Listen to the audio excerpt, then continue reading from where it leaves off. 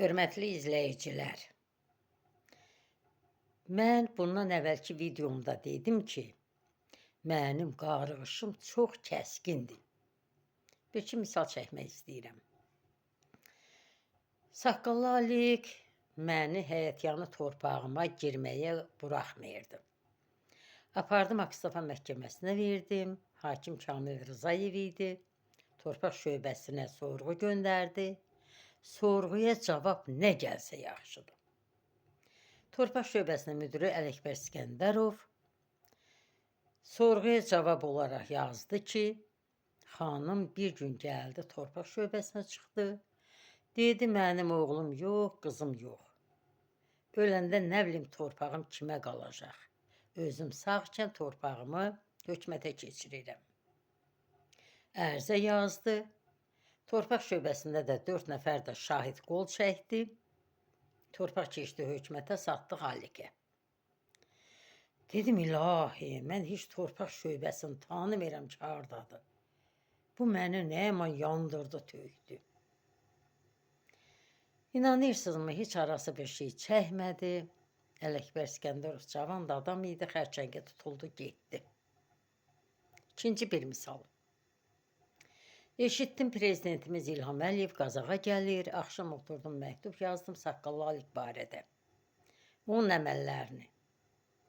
Dedim, nə olur olsun, mən bunu prezidentə çatdırmalıyam. Şəxsən özünə məktub verə bildim. Amma nətəri verdiyimi desəm, bu bir inanılmaz nağıldır. Çox çətinliklə.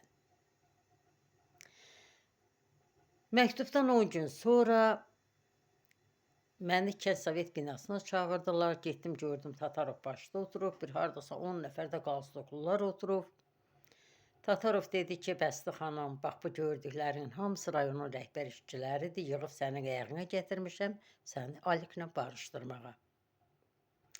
KGB də oradaydı, prokuror da oradaydı və bütün rəhbər işçilərin hamısı oradaydı.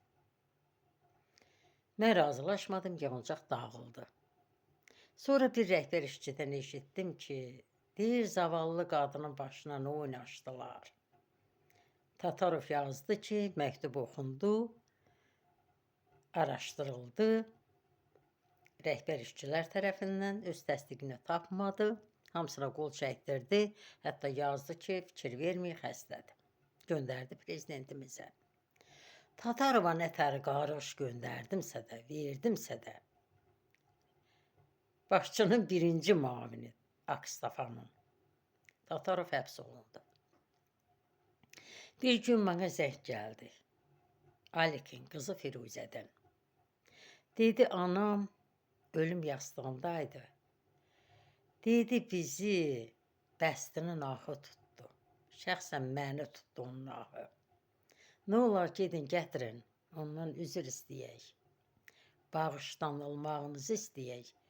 Bəlkə yaxşı olam. Atam da demədi. Alik qoymadı, dedi.